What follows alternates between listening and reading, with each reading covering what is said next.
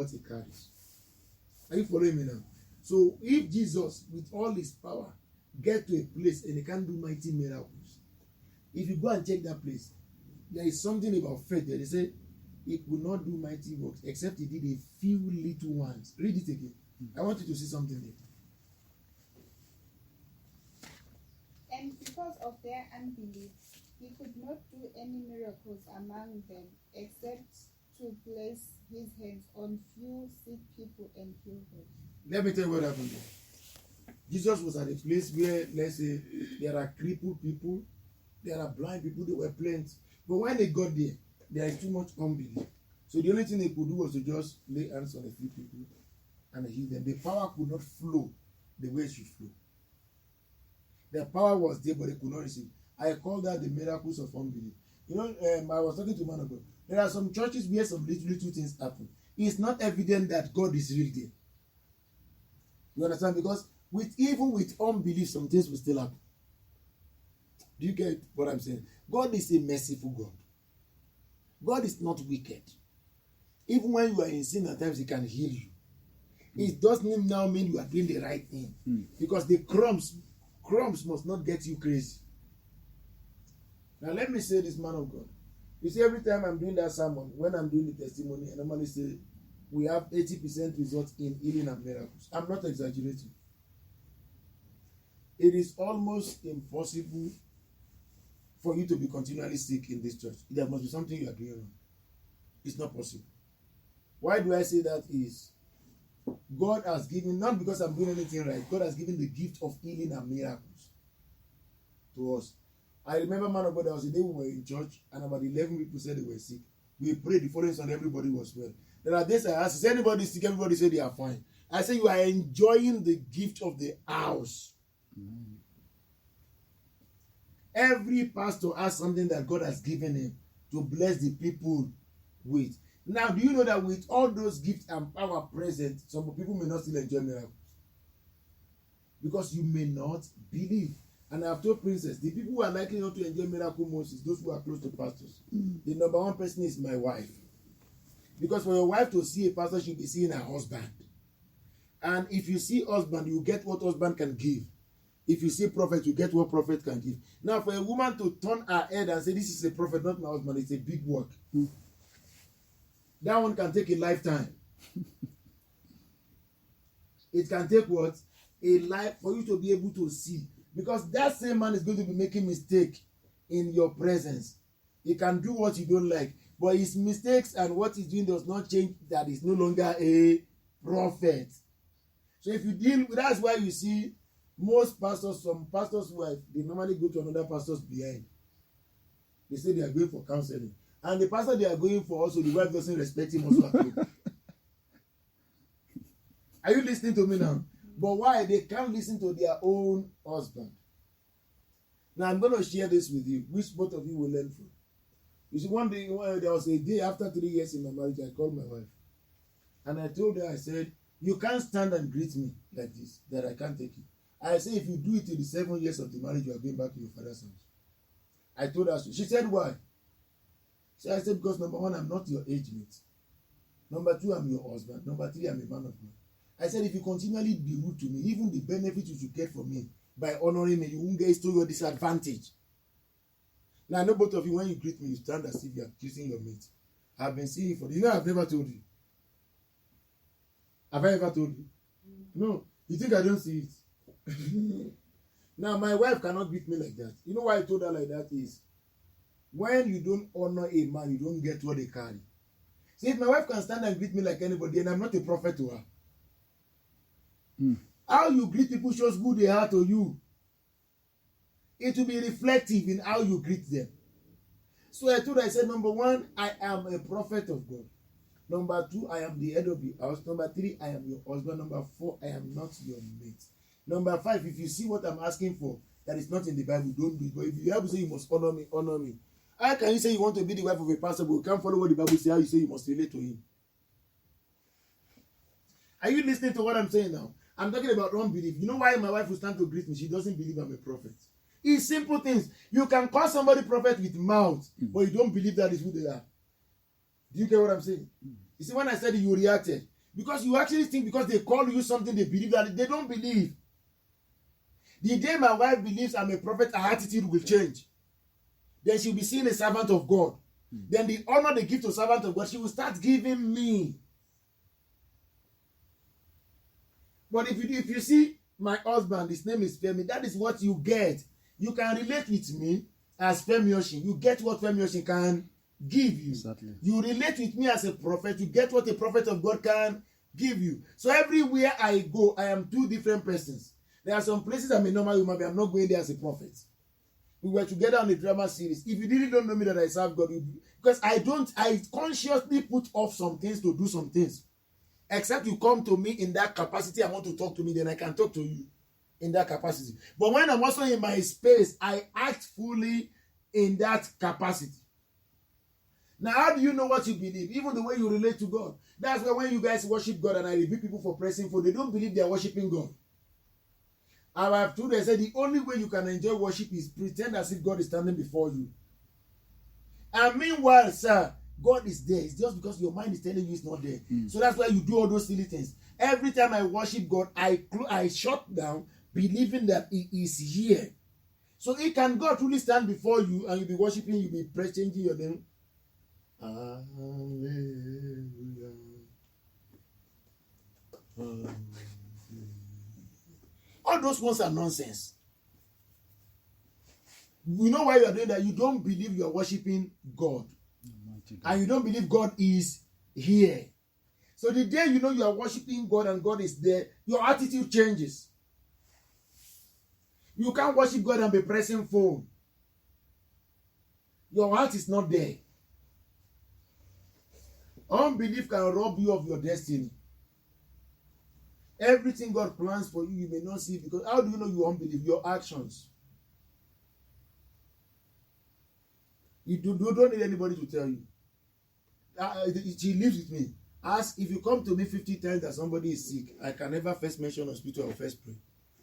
My wife, they told me my wife fell down with her tummy. I went there, I pray. I went there, I said, are you fine? She said she's not fine. I pray. When she troubled me with phone yesterday, I said, do you want to go to the hospital? Because I believe that she doesn't believe in that prayer that I'm praying. And she's trying to push. So and what I do, once I see that you are not trusting what I do, I give you what you want. You can't fall. I'm not saying hospital is not good, but I'm saying when things happen, what is in you will come out. If God you trust first, you first apply the things of God. I'm not saying don't go to hospital. You can pray and take somebody to hospital, but you can't take somebody to hospital first without allowing prayer to come out. You can pray, because hospital is also created by God. He gave them the wisdom. But there are many things you can do. A woman called me yesterday that she wants to pay 75,000 rand because they say she will not be able to have children in Nigeria. So I told her, I said, you can choose to go and pay that money because you don't want to trust God. He said, what do you mean? I said, only communion with necessary prayer points will save you that 75,000 rand. It's a problem you can solve by yourself, but you have been programmed to say it's only doctor who can solve it. So immediately you have that problem, your mind goes to doctors. Let's try to have faith.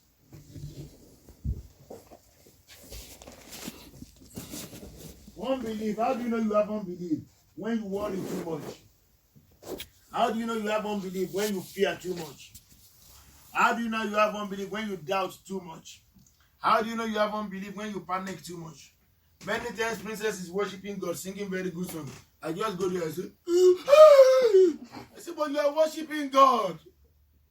So I will tell her, I say, do you really believe that we are worshiping God? I've done it for her more than 5, 6, 7. Ask her. She would want to faint, and you see how she put earphone, singing. I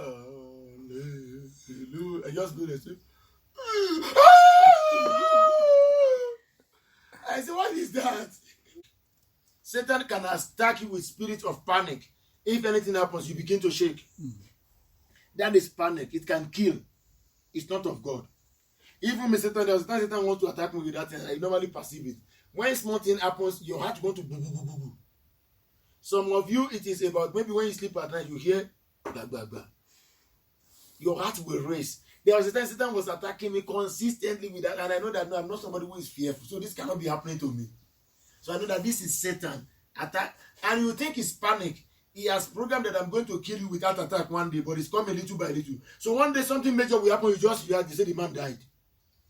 But Satan has been planning it for a long time. We want to pray against the spirit of unbelief, fear, worry, and anxiety. Worry is going to the future to take a problem and begin to consume it in your present.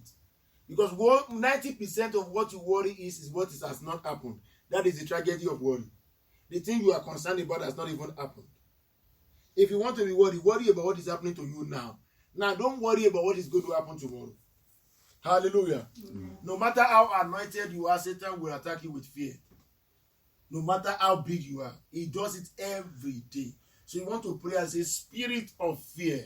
Spirit of fear. Spirit of unbelief. Spirit of doubt. Spirit of doubt. Spirit of anxiety. Spirit of anxiety. Spirit of panic. Spirit of panic. In my life. In my life. Be bound.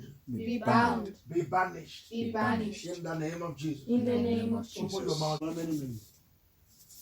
10 minutes. That prayer, anytime you want to pray it seriously, you can't pray it for less than.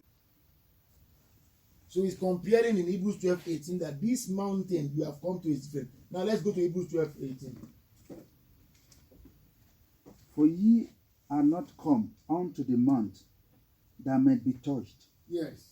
and that burned with fire, nor unto the blackness and darkness and tempest, and the sound of a trumpet, and the voice of words, which voice they that heard entreated that the word should not be spoken to them anymore.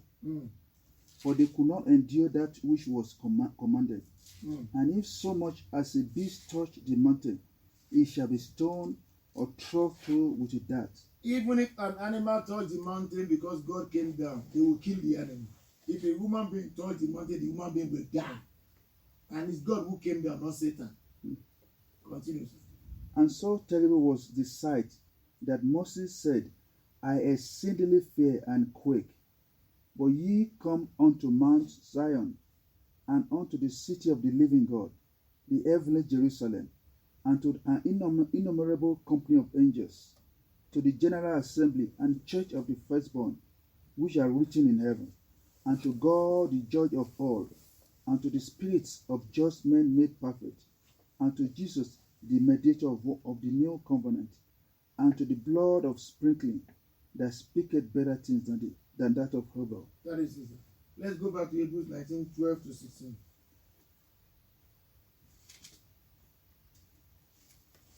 Twelve to 18. 12 to 20. Exodus 19:12-20. And thou shalt set bounds unto the people round about, saying, Take heed to yourselves, that ye go not up into the mount. Wait, sir.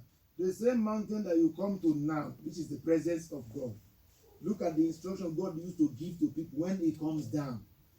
In the olden days, when I want to tell you about what you enjoy in Jesus Christ, that now you can fornicate, you can lie, you can go to Sangoma and come to church, nothing happens.